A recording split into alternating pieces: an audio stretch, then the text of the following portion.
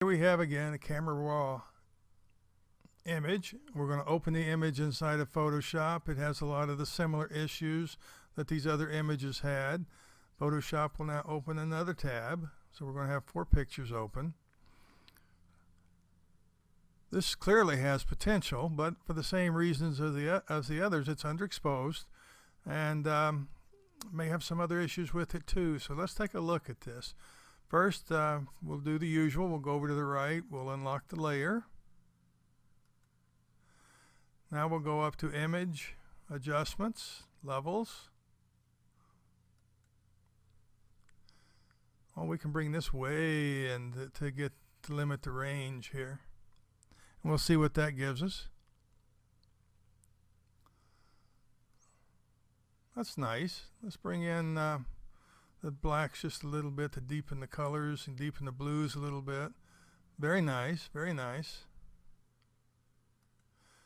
Same situation, we've got too much sky on the bird, so we're going to go over to crop. This time I'm going to crop, oh, let's say about that. That way I got some sky in there. Maybe even this right here to keep the bird off center in the picture. Go up and accept the crop for check mark. Expand it to see what we got and we got to look at. Now this bird could use just a touch of sharpening, so I'm going to go up to the filter command and I'm going to go into sharpen, and there's a command here called Smart Sharpen. I'm going to focus on the bird's head. We got a lot of focus as it is, but I'm going to sharpen just a little bit. See if I can't get a little more of that eye in there.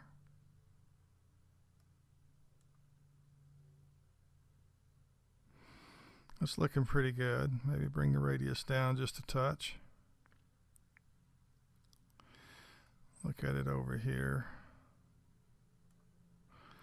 I think I like that. I think I like that. So I'm getting rid of any Gaussian blur. Now Smart Sharpen is going to go through and rewrite the photograph.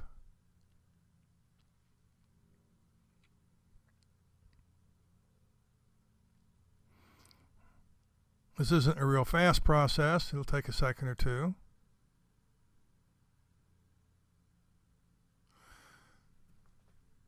After we do this, I may end up actually going in and working with levels a little more and saturation a little more.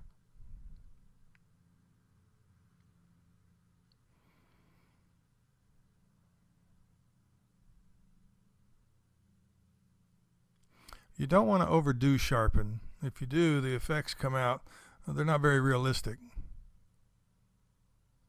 Let me go up to levels one more time. Take another look. Image, levels. See what we have now. Okay, it looks like we can still pull it in a little bit. Brighten up this white on this bird's head. Got a lot of detail here. We're okay all the way down to the dark, so I'm not going to bring that in. I don't want it any blacker than it already is. I'm starting to look at some whites down in here that are looking really nice. I'm seeing some nice shadows up here. I got a nice white head, a nice yellow beak.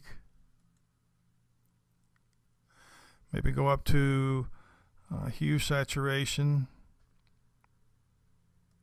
See if we can do something with to intensify some of these colors.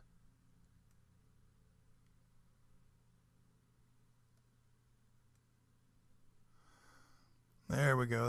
That brings out the yellow a little more and gives us more contrast between the yellow and the white.